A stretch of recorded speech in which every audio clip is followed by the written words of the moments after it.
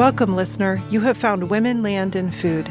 I'm Karen Brightly, and this is Season 1 of a new podcast, sharing conversations I've had with women who have close connections to the land that sources every bite of food we eat every day of our lives. My hope for Women, Land, and Food is that these women's experiences hit your heart like bursts of energy the way they did mine.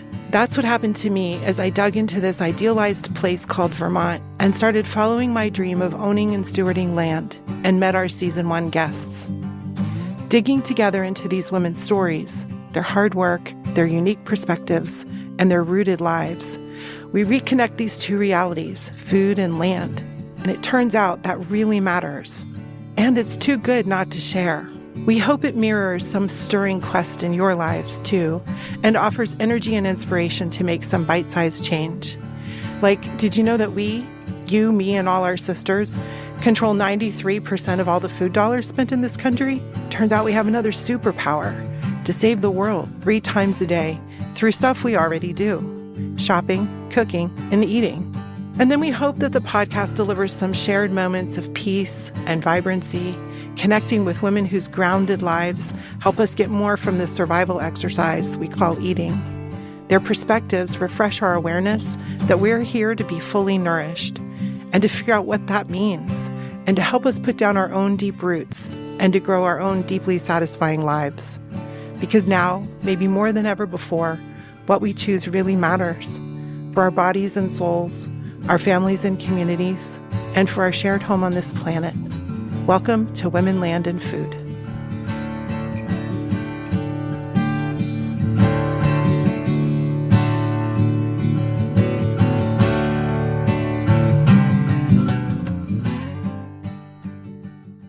Listener, I'm a little giddy with anticipation to introduce today's guest, Catharine Noel.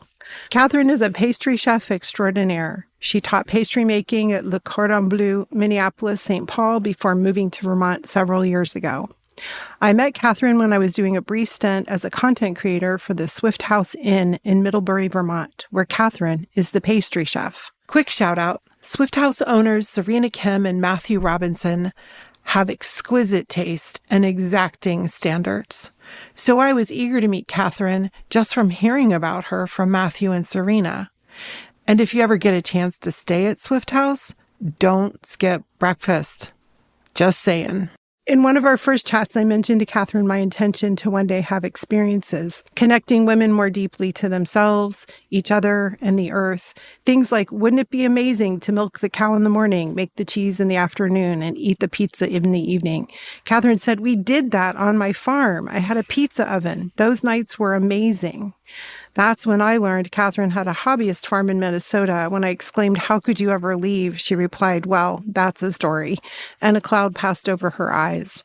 I knew by then that she has a robust and happy life here in Vermont, so I was curious to know her story, and it looked like some wisdom around loving and leaving land. Realizing I would never again have the honor of hearing Catharine's story for the first time, I asked her the incredibly bold favor if she would be willing to come on the podcast and to wait and share that part of her story with me till we could record this episode. Over a year has passed since that conversation, and a lot has happened for us both. I've helped my husband produce a movie, and Catharine has gotten a perfect puppy named Cassie, and she's had a knee replacement and rehab to be ready for her bucket list trip coming up soon to a safari in South Africa.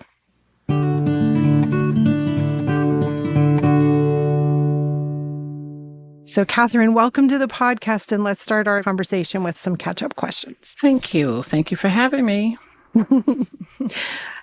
So when did you become a pastry chef, and then when did you start teaching?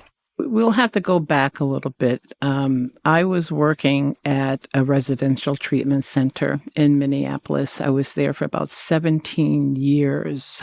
Whoa. Yeah. And I just got tired of dealing with crazy people. And so That's a technical term, right? Yeah, that's my technical term. Yeah. So I decided, okay, what's next? What's next? It's just like you think about your life in sections, and this was part of the section in my life where I was burnt out. I wanted to do something different, but I had no idea what I wanted to do. And I don't know if everybody is like that, how they think about their life, how they foresee the future, where they want to be or who. Some people do, I mean, some people wake up in the morning and says, I want to be a doctor. So you be a doctor. I had none of that. I had no idea. So when I hit the wall, as they say, I decided that, I love cooking. So why don't I go back to school? Had you always loved cooking? Always. You see, I grew up in the Bronx, in the projects, and I lived on the 11th floor, and we had 12 apartments on that floor. And every floor you can smell something different from another type of culture. There were so many wonderful aromas and different than what was coming out of our kitchen. And I was always amazed by that. Debbie Jenkins, she made a boxed cake. Duncan Hines, I will never forget this. Duncan Hines box cake with chocolate icing. And I thought it was the most fabulous thing I've ever seen in my life. You had Miss Robinson, who was from the South. And so you smelled when she was doing her collard greens. And you had Mrs. Ida Wilson, and she was African American, and she made a lot of peach cobblers. I remember her peach cobbler, So I have all of these aromas and things going in my head, and I just absolutely loved smelling them. You're in the elevator and you stop on the 7th floor or whatever, and you can smell what's going on, and on their floor. That. Isn't that cool? Yeah. Who did the cooking in your family? My mom did. Yeah, my mother did. Yeah. Oh, except with my father, he would cook. All the stuff that he cooked were stewed. Stewed fish, stewed chicken. Nice. Stewed steak, everything stewed. He was from the Virgin Islands. So you have to understand that culture there too. Right. And when I was a kid, that's how I got into cooking. That's how I got into gardening and loving the land. I'll tell you that, because Miss Garibaldi lived on the 1st floor and she had about 13 kids. Whoa. Yeah. We had a rock garden that we did, and people were not allowed to walk on the grass in the projects. You got a $25 fine if you did. Yeah, so there was no connecting with the earth. There was no connecting with nature. You had to walk on the paths, and so there was chains everywhere. But we got permission to do a rock garden. And it was the most beautiful thing that I've ever seen, So that's how I got into flowers, with Miss Garibaldi, and her 13 kids didn't even help. But it was her and her knowledge and her love of flowers, which I never knew about growing up in the Bronx. Yeah. Right? So there started the seed, I think, for my love of nature there and food. Yeah. Yeah. So how did you get from there to Minneapolis? His name is Michael. He was gorgeous. So I had to get to know him. Right. And so it happened. He was born and raised on a farm. Michael came from a family of, here we go again, 13. Wow. And he introduced me to his family. I was so scared when I first came, because their family, he is white, I'm African American. Back in those days, it was very rare that you saw interracial relationships anyway, right? And I had no idea how his family was going to receive me. So that's how I came to Minneapolis, because he was from Minneapolis. How old were you when you got there? 19. Nice. I was 19 years old. My mom had just died. Oh, Catherine. Yeah, my mom had just died. Those are huge catalytic events. They change everything. Oh, my goodness. Yes, they do. And my dad I was just living with my father at that point. Mhm. And then when I told him that I made the decision, because Michael asked, my father was very upset that I was leaving. And he said, who's going to take care of Daddy now? Aw. And I said, Dad. And I'm a kid, almost 19 years old. Yeah, Come you're on, a kid. I'm a kid. And I said, Dad, you have your life. You have a life. Let me have mine. And with that, there was no turning back. We were together for 5 years. And after that, it was over. And I stayed in Minneapolis. And I was working at the residential treatment center. So that's how I got to Minneapolis. Yeah. And I bought my first house there. And I loved it. I had my porch. I had my front porch. I had my backyard. I had my garden. I was in heaven. You started gardening then in that house. Mm-hmm. Was it vegetables, flowers, both? Both From the beginning. from the beginning. Yeah. So then you go to school. I decided that I was going to go back to school. I knew how to cook, but I want the book knowledge. I want that side of it. So I decided I was going to work my butt off and put myself through school. And I did. I had to do it with having 3 jobs. Whoa. And I do remember there was a time when I just absolutely hit the wall. I was just so exhausted because from morning to night, doing everything all the time, no time to myself, no time to breathe. I went to work one day and my supervisor said, Catherine, what's going on with you? And I just looked at her and I just burst into tears. Just needed one person to ask. Yeah. And she said, you got to stop. You got to stop. You got to quit something, So Were you doing school simultaneous with the 3 jobs or before getting ready? No. Wow. Yeah. Because every semester I paid in full. Yeah. Everything. I just did not want to be left with any type of debt. That was just something that I did not want, So anyway, that's how I went back to school. And was it just pastry or did you do the whole culinary program? Oh my God. I was so good in school. I really What was. were your favorites? All of it, except cake decorating. I got A's in every single class except cake decorating because I can't write. Oh, okay. My handwriting is horrible. Horrible. So, but that's okay. I got a B in that. That's not bad. I know. It was fun. It was a good time. I met a lot of people and got into the business. And, people go in for pastries or they go in for foundations. I went in for both. I loved it all. Wow. I excelled in both areas. I couldn't make a decision. So, that's when I got a job at Lucia's restaurant. Now, Lucia's restaurant was like the first restaurant in Minneapolis that started the same movement as Alice Waters, with local food, seasonal food, things like that. And it was a small bistro. I knew a small French bistro. French-American bistro. Let me put that back. Our menu changed every week. Nice. So it wasn't something that you would come in and see forever, which is wonderful, wonderful. Right. And I was the pastry chef there. I did breakfast. I was the brunch manager. So I learned so much during that job. I think up until recently, a lot of us would have thought we knew what those things meant. And now we've all seen the bear.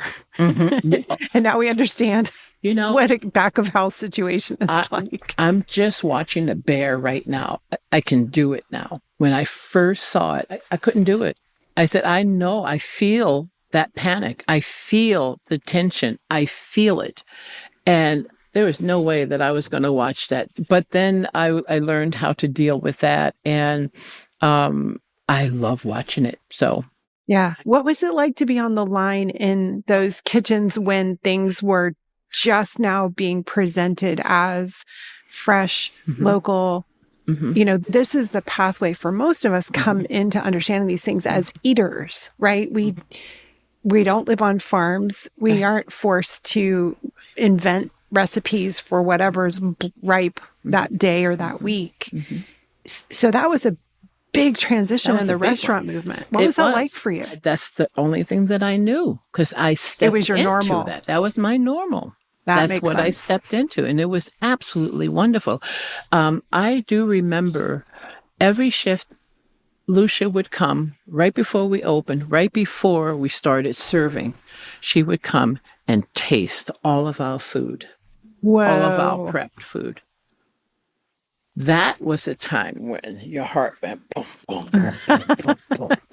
Because, the boss is there, your colleagues are there. We all know she's going to criticize or do whatever. She was tough, but she was good. And we learned a lot. And she says, that soup is too muddy. It's too dirty. She liked clean food. So I learned what clean food meant for Lucia. Right. Not complex is bad, but don't muddy it up. That's right. That makes sense. Yeah. For instance, if you have like a squash soup, a brilliant, wonderful, beautiful, orangey type of squash soup, right? And it comes out wonderful. You have the flavor right there. You have the seasoning right there. It's right on. And then you add maybe cream, or maybe you may add a little pesto. That pesto made it muddy and it made it dirty. And it took away the vibrance of that soup that you wanted so much that you ruined it with pesto or a little bit of cream. Because why? So you have to think about that, Clean food. It was always clean food. I will never forget that. And that's how I cook today, That's fascinating.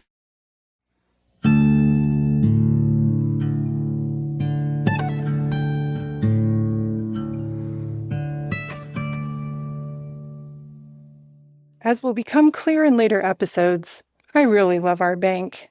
Mascoma Bank was one of the first great discoveries we made when we moved to Vermont. Mascoma is a community bank supporting local businesses, nonprofit organizations, and customers around Vermont and New Hampshire. From everyday checking and savings products to mortgages and commercial lending, Mascoma Bank helps community members navigate all their financial challenges. They are also serious about personal engagement. You walk into a branch and they know your name. It's the type of customer service that we know and expect in northern New England, and they deliver. I'm proud and grateful that Mascoma Bank is supporting the inaugural season of Women, Land, and Food. Member FDIC, Equal Housing Lender. Haymaker Bun Company understands what it takes for a woman to become a chef of the highest caliber. As a James Beard Award semifinalist in 2023, the first year of the Outstanding Bakery category, Haymaker owner Chef Caroline Corrente, supported by GM Chloe Spires, know it's even more rare to take that culinary excellence into a successful business. They've built Haymaker Bun Company into a business beloved by our community and a Vermont destination sought by baking enthusiasts and connoisseurs, first in Middlebury and now in Burlington as well. Chef Caroline first perfected her unique brioche dough, creating a light, buttery foundation for sweet and savory buns. She then delighted us with deliciously classic versions like the OG Original Cinnamon Bun and other beautifully innovative buns like the Fall Thyme Bun, rolled with butternut squash, thyme, and Cabot cheddar. And fun fact, their signature shape and the company name Haymaker are inspired by the giant rolled bales of hay you see everywhere in our beloved Vermont farms and fields. Women, Land, and Food is tremendously proud to have Haymaker Bun Company stand behind their fellow chef Catharine Noel as she tells her story in episode 6 of our first season. When you visit Haymaker, please thank them for helping us share Catharine's generosity, wisdom, and encouragement with so many of us who could use a good word just now.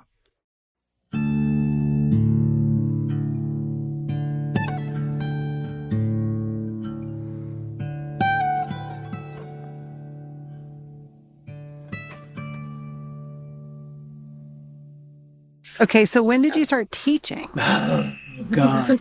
We have to go back now. Okay. We have to go back just a little bit. Okay, so in Minneapolis, like I said, Michael and I broke up, so I had to find my own place to live. And the neighborhood is changing. Things are changing, as they all do. And people started getting robbed. Oh, And I had to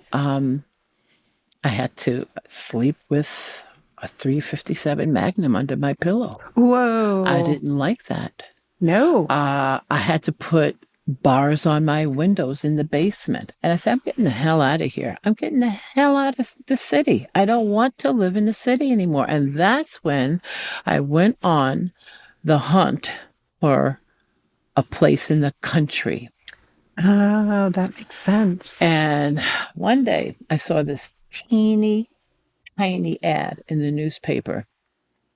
And it said very plainly, it said 2-bedroom house on 5 acres of land. I decided by myself to go to this place, this at teeny tiny ad. It was in River Falls. And I said, oh, River Falls is not that far. So I drove down there and I was in my car and my jaw dropped. I was hooked. And I said, I don't care who owns this house. I don't care what I have to go through to get this place. I want it. It spoke to me like you would not believe. What was it about it? It was rustic.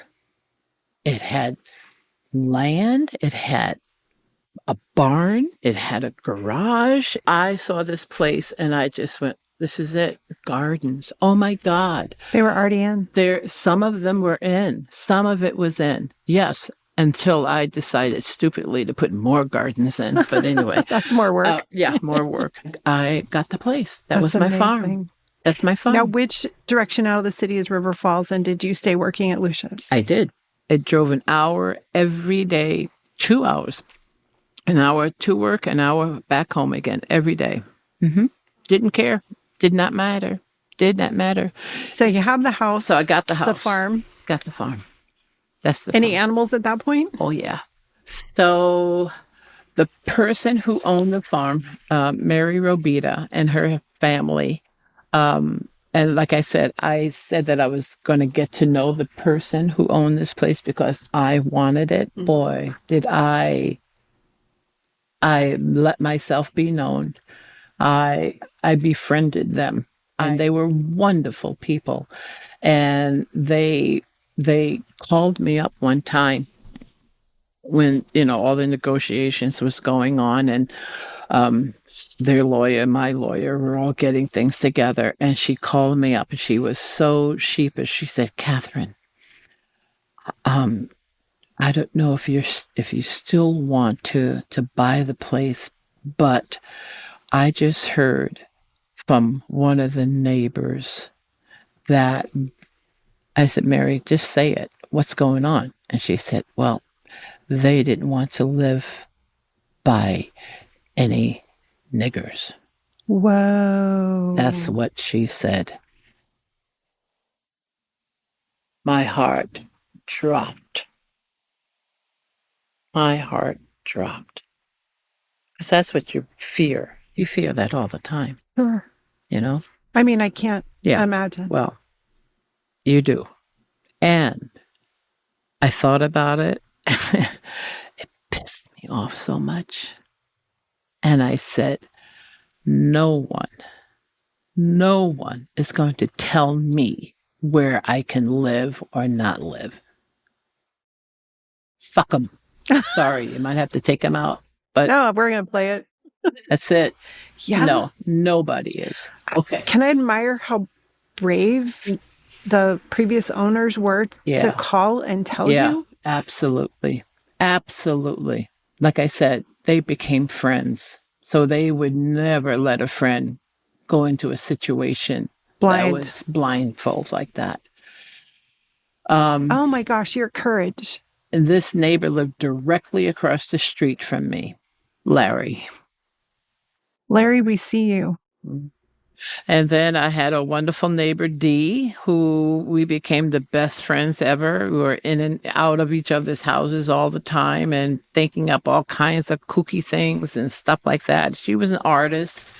Well, I'm sure And once people found out you could cook, they were very friendly. yeah, well, we had fun. Well, okay, so I'm on the farm. Here I am. Dee and I were having a glass of wine one night, and I said, this place is too beautiful just to have for myself. I want to share this. I want something different. This is probably like maybe 15 years into me being there. Okay. With Sidebar, did you have any animals at that point? yes, I had animals from the very beginning. Which animals? Well, I had 2 horses. I had ducks. I wanted to raise ducks, and then I wanted to butcher them myself, and I wanted to sell them. And I had my meat birds, I had my chickens, and then I had my ducks, and I said, I'm going to do it all myself. Right? The first duck that I had to kill, and you have to swallow this. Right. I had a chopping block, just like, they say, and the axe. And the duck is looking up at me like, hi, how can I do this? Right. But I did it, and I didn't like it. Did it change anything for you? Yeah, it did. It did. It made me appreciate the food that I eat and how I get the food. It really did. Yeah. What did it change for you as a chef? Because before you'd pulled ducks out of the freezer or out of the fridge. I've learned that on a farm, you can have fresh chicken, tastes fabulous. You can have an old rooster, and it can taste fabulous too. It all depends on how you cook it. And you're back to your dad's stewing. Oh my God. Am I ever? Stew this puppy up. Yeah. And the bones, oh my God, the bones were hard, like rocks. So I ended up with over 100 chickens, by the way. Yeah, I love chickens. Like meat birds or laying hens? No, just laying hens and my pretty birds, my silkies and Did you my have exotics? Polish hens. Exotics? Oh yeah, I had lots of exotics. I just fell in love with my birds. I'll tell you a story. Yeah, let's hear a bird story. So I love chickens so much. And there was this woman who had all of these exotic birds, and so I went to her house. And so that's where I got my Polish hen. That's where I got my frizzle. That's where I got my cuckoo Moran, who laid the very dark brown eggs, and we became friends. I make friends with a lot of people. Yeah, Let me just it's tell inevitable. You. Yeah, well, so anyway, so I went over there. She said, Catherine, can I ask you to do me a favor? I said, sure.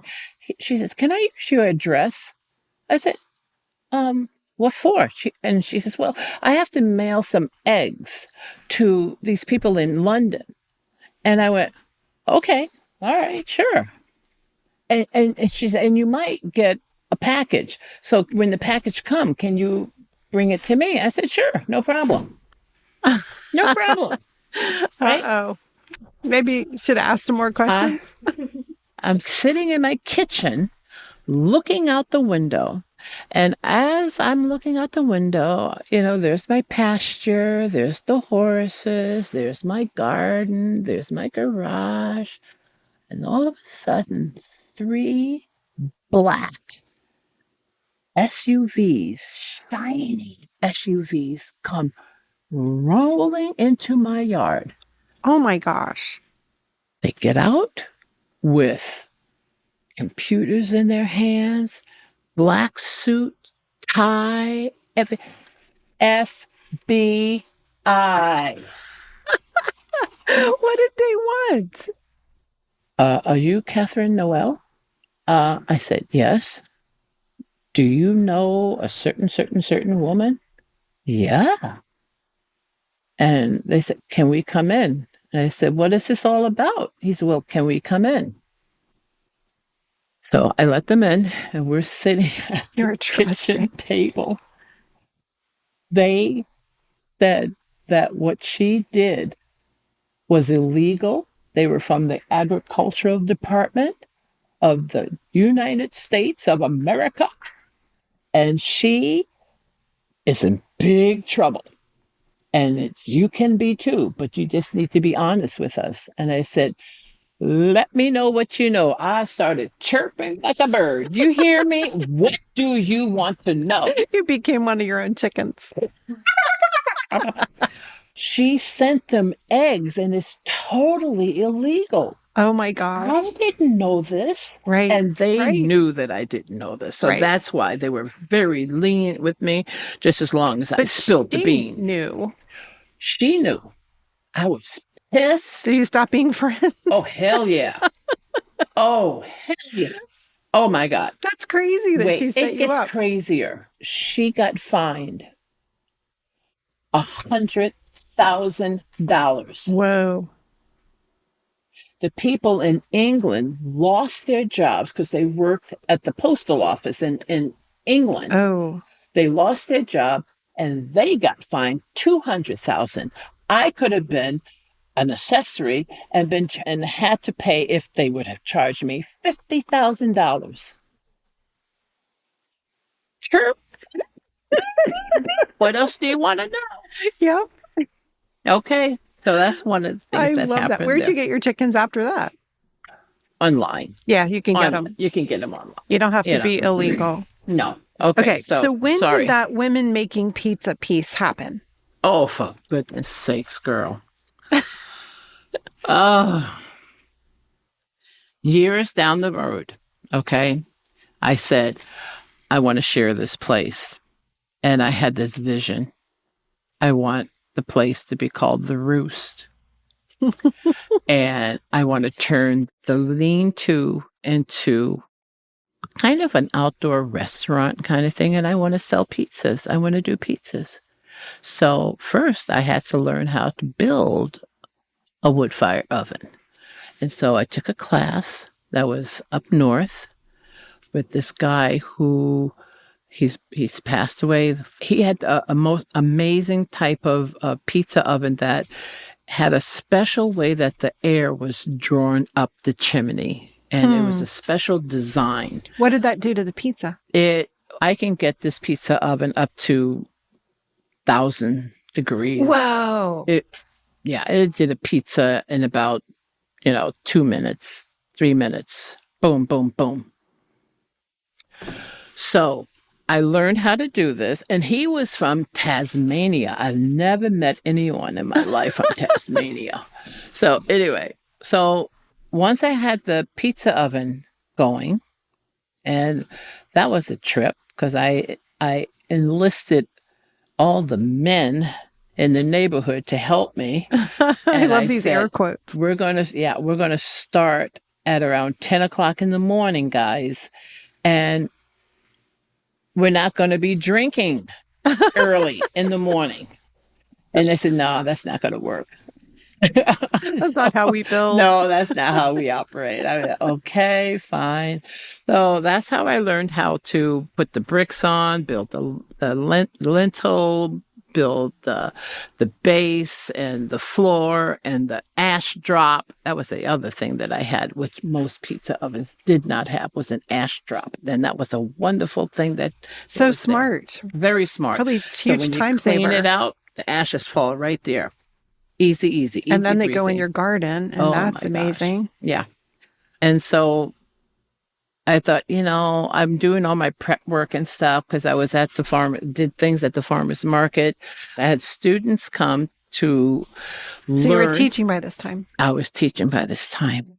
I taught the kids or the students how to make pastries, how to garden, animal husbandry, and then we did pizzas. We called it Pizza Sunday. And Sundays are the days when we opened it up and we prepped all of our ingredients and we told everybody in Minneapolis and whoever wants to come out to the Roost and have pizza. It was phenomenal. That's amazing. Phenomenal. Then I thought, okay, I need to build my own kitchen. So I built a commercial kitchen on the property. Nice. I took all of my savings. I took everything, put it into the business, and I was going. Things that you need to know ahead of time is that nobody is more invested in your business more than you. Nobody. And don't expect it. And that was my mistake. That was a lesson that I had to learn. And so the business grew. It was fabulous, but I didn't have the help. There's no way any one person can do all of that. Okay. So I was working full-time, teaching full-time at Le Cordon Bleu. Fridays, I prepped for the farmer's market. My friend, Jules, she's my partner in crime when it comes to cooking, and I love her to death. And her husband was very, very nice to let her come on, not to let her, but, you know, to support me in this. And she did. But she came out every Friday night, and she stayed and she helped me do the farmer's market. She liked doing it too. If it wasn't for Jules, I don't think I could have done it. So we had the working full-time farmer's market on Friday, Saturday morning, farmer's market, Sunday, pizza Sunday, Monday, Tuesday, Wednesday, Thursday, do the garden, harvest the garden, collect all of the stuff, wash it, bag it for our CSA customers that I had 12 of, all in the city that I delivered. Oh, gosh, Catherine. I did all of that, and I was doing it day in and day out, day in and day year round. And yeah, year round. And my gardens, my personal gardens were being neglected. My flower gardens were being neglected. I wasn't enjoying this anymore. I had built a beautiful deck in the back of the house that overlooked the marsh. It was just absolutely gorgeous. And I laid there one evening and I said, God, how am I going to get out of this? What am I? Oh my gosh. I mean, so many wonderful things happened. This is so, so perfect.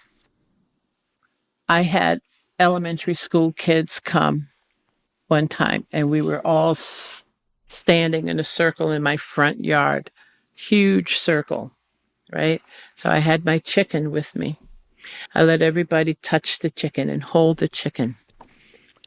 When I came to this little boy, the chicken was in his arms, in his hand like that. She laid an egg in his hand right there. And it was like, oh, how perfect is this? How perfect is this? It was amazing. And that's incredible. Yeah. I like to think that that kid is grown up somewhere telling that story right now. So. I hope so. I hope so. There was another young kid. He was, I think, Somali. And he came up to me and he says, is this all yours? Do you live here? I say, yeah, I live here. He said, do you live here by yourself? I say, yeah, I live here by myself. And he said, you have all of this? And I say, yeah, and you can too, if you want it. Wow. Just left it at that. I mean, those are the moments that's why I do what I do. Yeah. You know, those are the moments. It's incredible generosity, Catherine, that you wanted to share all of this. God, you can't keep this to yourself. Well, now I have to ask you the really hard question. Okay, go ahead. What took you away? What's it like to lose your farm? Oh. Because a lot of people are losing a lot of farms these days. Yep. Nobody's invested in your business other than you, 100%. That was a contributing factor. The other, I lost my job at Le Cordon Bleu.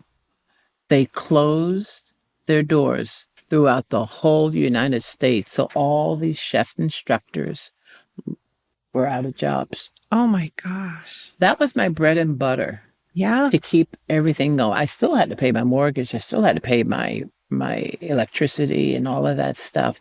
But I was doing double because I had to pay the electricity for the commercial kitchen and my house and blah, blah, blah. And my savings were gone. I put it all into the business. And the kitchen build. Mm-hmm. And I said, what? Oh my God. One time, the guy from the electric company came to the house to shut off my electricity. And I stood there in my jammies because he came really early. And he looked at me, he says, I am so sorry that I have to do this. And he says, can I pray with you? Can I pray for you? That's what he said. And I said, sure, yes. And the tears was just rolling. And I knew something had to be done. I panicked at first. Oh my God. Oh, what am I going to do? I got to borrow money. I need money. I need to do this. No. You need to sell. You need to get out. It's time to go. 23 years. I can't afford it anymore. It was like a house of cards, one after the other. Boom, boom, boom, boom, boom. So I made that hard decision to sell. It was the saddest thing ever. But I knew that it was a new chapter happening in my life.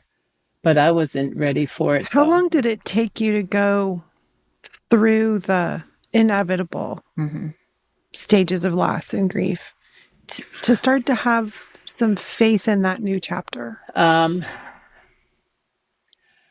I can tell you was I'm over it now. Mm-hmm. Or through if it. you would have asked me 2 years ago, I was still grieving.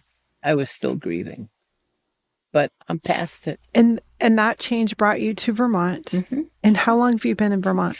3 years now. 3 years. So this is fresh. Oh yeah. Yeah, this just happened. And I'm chuckling because when I was leaving the farm, my friend came up from Oklahoma and she helped me pack everything, and and I packed my car. I sold everything. I had nothing. I had my mixer, my KitchenAid. You gotta keep that in the back seat of my car, and my clothes. And your clothes. That's it. Yeah, that was it. I did pack my pictures because I needed my pictures. Yeah. That was it.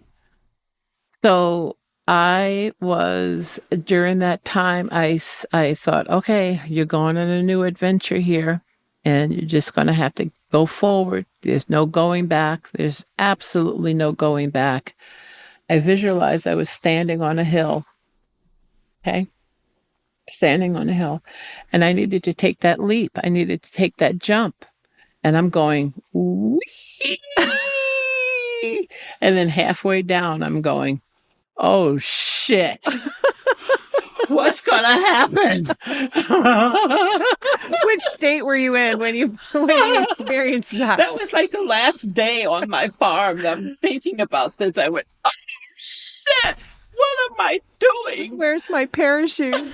Yes, I had no idea. Had you chosen which direction your car would go in? Yeah, I did. I wanted to go back home. I wanted to be close to my sister. So, another friend of mine who lived in Maine, Bath, Maine, had bought a side-by-side. And so I called her up. Long story short, I called her up and says, hey, you want a visitor? She says, "Oh my God, come on up, come on up." I had no idea how long the trip was going to be. I thought it was really short, but it took like 5, 6 hours to get up Yeah. there, right? 7 hours, I don't know. Finally got up there, told her my story. She knew how much my farm meant to me. Had she visited you? She lived with me for a while. Wow. Yeah. So she knew what your farm. Oh, we've been friends back till the 70s. She knows me. She knows me. And so she said, "Well, why don't you just stay here?" I said, "Oh, okay." And I developed my life there in Maine. Brene Brown says you have friends that'll help you move a couch. You have friends that'll help you move a body. She's your move a body friend. There you go. That's it. She is. She is. Christine. Christine. Okay, so how did I get to Vermont? Yes, please. Okay. Because that's where Okay. the blessing starts in my life. Okay, so I'm in Maine. I decided, I think I'm going to go back to school. I have nothing else to do. And Christine's neighbor, right next door, her name is Letty, wonderful woman. She would come every day, and I'm in the kitchen because it's my first day there. And here's this woman that comes into the house with her pajamas and boots. And I'm going, Is this the main thing? yeah, I guess. I said, "Hi, I'm Catherine." She said, "Oh, I'm Letty. Here's the newspaper." I went, "Oh." So she would bring the newspaper every day to Christine, In her pajamas. After she's finished reading, after her coffee and reading it, and she would bring it over. So that's how I met Letty. After a while, a week or 2, 3, whatever, I got to know Letty. She asked me, "Catherine, I know that you're not working. Would you be willing to be a companion to Kate's father?" And I said, um, I was like, What exactly does that involve? yeah, exactly. And I said, first thing I said, "Is he racist?" Because I've been through that Had before. enough of that. I had enough. Yeah, I had enough with old people and their old way of thinking and thinking that they can talk to anybody any way they want. And we would always sit on her front porch and, whatever. We would have cocktails. Wow. During this whole time, I'm going to digress a little bit too, because during this whole time that was going on, I drank like a fucking fish and I couldn't stop. I remember drinking because I was so Frazzled. done. I was done. I was, yeah. So I remember I said, "Oh, I can stop. I can stop anytime I want, no problem." Tried to stop. And I knew that I had a problem when I told myself that I can stop and I didn't. And I was doing the same behaviors my mother did. My mother was an alcoholic. And as a kid, I used to take her bottles and dump them down the sink. And here I was taking my bottles and dumping them down the sink. Then, okay, nope, that didn't work. Went to the store, bought another bottle. I got up to 2 bottles of wine. I got up to 2.5 bottles of wine. And then I started decreasing it down to I drank. Okay. That's Winston Churchill level drinking. Yeah. Yeah. So I found AA in Maine, and that was it. You were ready. I was ready. So I've been sober for about, oh my God, 5 years now? 5? Wow. 5 years, I think. Yeah. Congratulations. Yeah. I mean, I know it's just today. Thanks. Yeah, it's young. I'm still, but nope, no more. I knew that I have an addictive personality. I know me. Yeah. So anyway, that's what happened during that time. So do you think that part of that personality also makes you a great chef? Wow. Like it's a double-edged sword. It is a double-edged sword. Um, I never drank at work or anything like that. That was never, Right. it But that was, ability to consume and appreciate and yes, yes, revel. because if I have a good meal, you pair it with a great bottle of wine. And when you finish your meal, you give me a good cordial. Hmm. Yes, it was inevitable. Yeah. Yeah. I mean, that's part of the lore. That's part of it. So every Right. time now when I go to a good restaurant, I do order, um, like if it's in the afternoon, I'll order a Virgin Bloody Mary. Or I will in the evening, if it's a casual restaurant, I will order a non-alcoholic beer. Right. Um, the wine sucks because Hmm. there's no, and I rather drink water. Yeah. And why waste the money? Right. That's how I look at it, you know? So yeah, it was an adjustment for me. It's a big adjustment, It's I a think, huge, especially for someone whose huge. career is Yeah. about Yeah. Food. palate and pleasure Mm-hmm. and Mm-hmm. the community Mm-hmm. around a Mm-hmm. table. Well, then I got COVID Oh. and I lost my taste. Oh. And it's just slowly coming back Big now. loss, but Slowly. maybe helping you through all that. Yeah. Yeah. So much loss. So much A lot loss. of loss. But it made me realize that, okay, just go forward. Where else can you go? So Christine decided to sell the house, right? Uh-huh. You know, she wants to move to Oregon where her son is. So I'm helping her move 2 dogs, 3 cats, driving from Bath, Maine to Portland, Oregon. Whoa. That's a friend. Yeah. So halfway through the trip, I get a call, and the call is from Kate. Kate is Letty's daughter-in-law. Okay. Kate says, Catherine, would you like to live in Vermont? I said, well, what? What are you talking about? She says, well, Dad wants to move back. George Bennett Todd wants to move back to Vermont. He built a house, this gorgeous house, and he has Parkinson's. I said, yeah, sure. I didn't even think twice about it. I had nothing going on.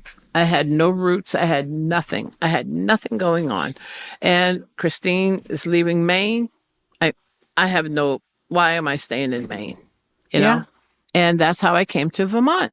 I was taking care of George.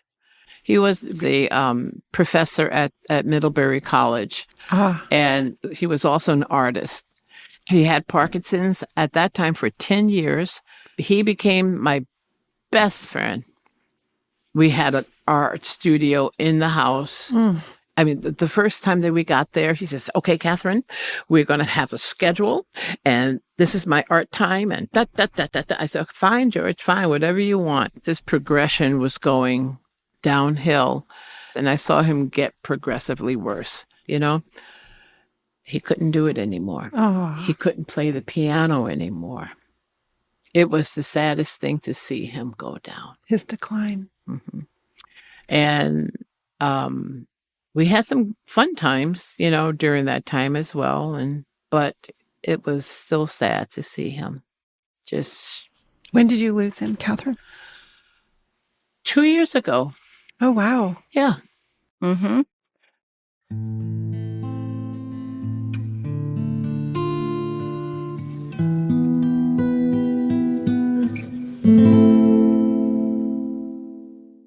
So we've kind of covered this. Okay. What's it like to be a woman Mm-hmm. doing all these decisions, being like, I'm the boss of this. Mm-hmm. Mm-hmm. This is mine. Mm-hmm. Has it mattered at all? Oh, yeah.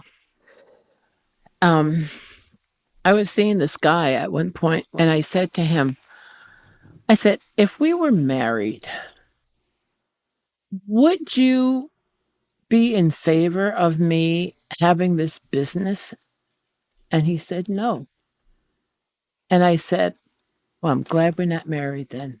And I realized still that you have to have your own. And you cannot let anybody get in the way of what you want, your dreams, your aspirations. And I didn't let anybody do that to me. I didn't let Larry, the racist, who, by the way, I don't think I finished the story. He became the best neighbor ever. I would give him sweet potato pies and he would bring me fish. The first time that it snowed, I was so pumped because I brought my own snowblower and I couldn't wait to come home to snowblow my farm for the first time. And when I got home, it was all done.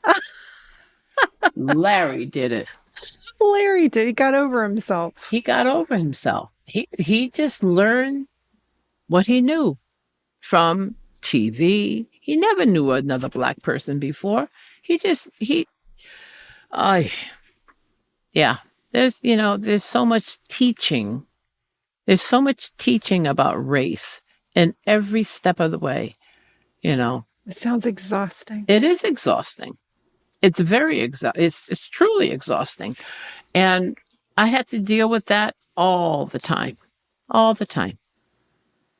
So I had a friend, a Black woman from Minneapolis, actually, who's an all-star. She's like running the world now. But she first volunteered for Obama when he was running against Hillary.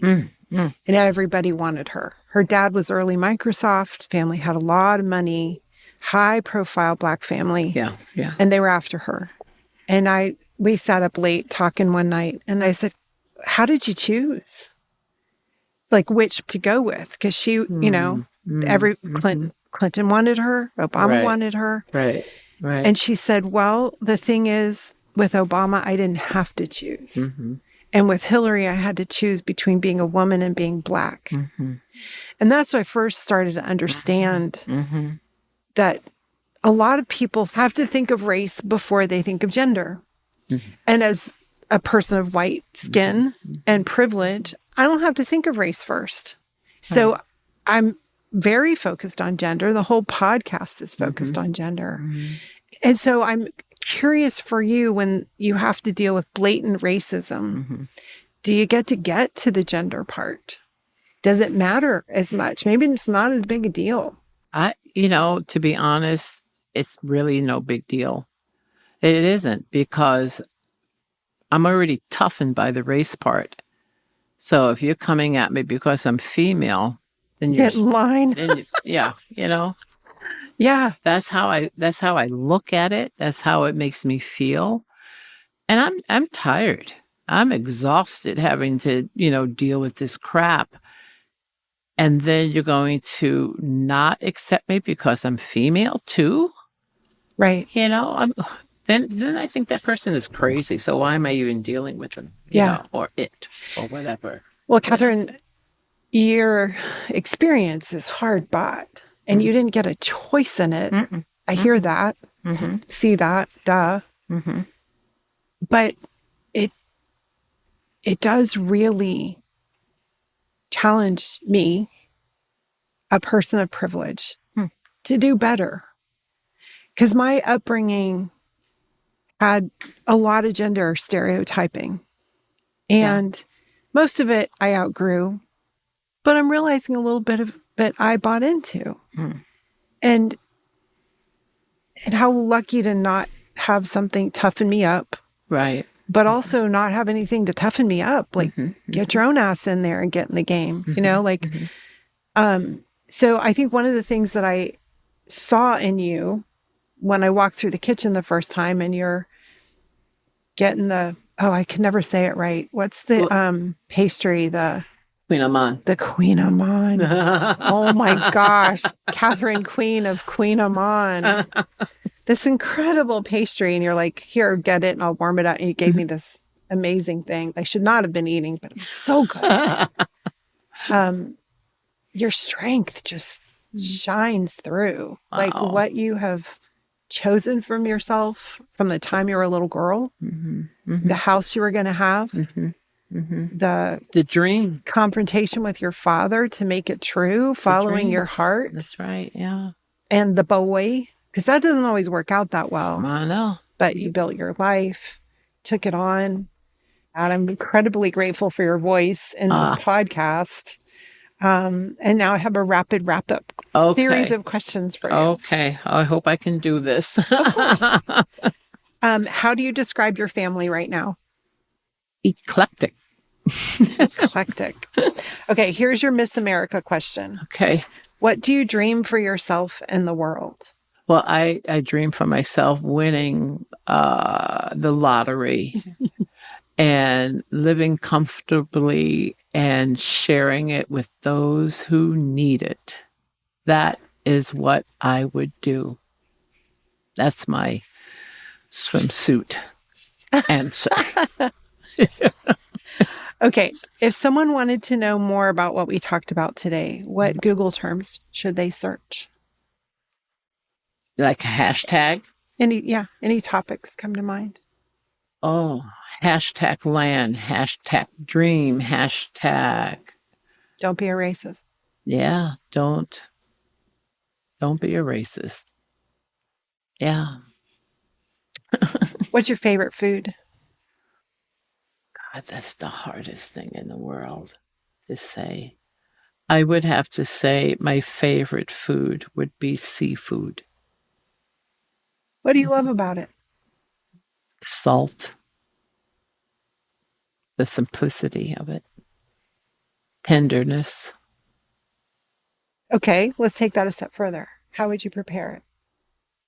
What's your favorite preparation? For what? Shrimp? Oh, okay. Deep Shrimp. sea fish? Let's do shrimp because shrimp is very important. A lot of people do shrimp and they do it so wrong. They overcook it. So you just want to blush it.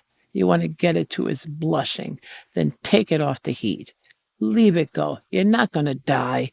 Come on. You take Out it of off the the water. heat and that's it. Let it go. Do one for fish. Like pick a fish you love. Oh, okay. Orange roughy. Put it in aluminum foil. Drizzle a little bit of olive oil. Take a bay leaf. Put it on there. Take a clove of garlic and slice it and put it on there. Put a tomato top. Wrap it up. Put it in the oven. Take it out, and you'll see this gorgeous fish with this gorgeous, wonderful liquid. Great. Salt and pepper. I love it. What's your favorite animal? Doggies. Dogs. What's your favorite holiday? Christmas. Way to celebrate it? Food. Lots of food. Lots of food. How do you take care of yourself so you can keep going? I have to stretch. I have to do yoga. I have to swim. Very good. I'm getting old.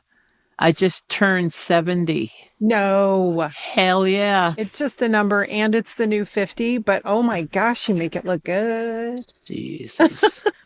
I am freaking out. Well, it is. I'm freaking out. It's like, how did I become 70? Yeah, but I think you did it by living really well. I did. And I did. Keeping on living. I did. Really well. Yeah. You are. I did. I just don't let anything stop me. If I want to do it, I'll do it. And just don't let anybody stop you, you know? I love talking to you today. Man. Thank you. Thank you. Oh, thank you. Wow. Woo.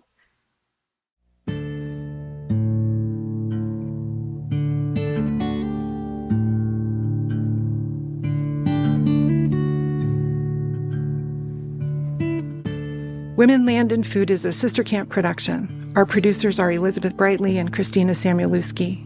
Our studio engineer is John Toda, and we recorded at his studio, Syntax in Motion, and at Star Farm Studio, both in Burlington, Vermont. Our audio engineer is Bridger Dunnigan. Our lead for ads, sponsors, and partnerships is Georgie Rubens. Our 2025 summer intern is Marin Warshay, and our research assistant is Phoebe Woodall.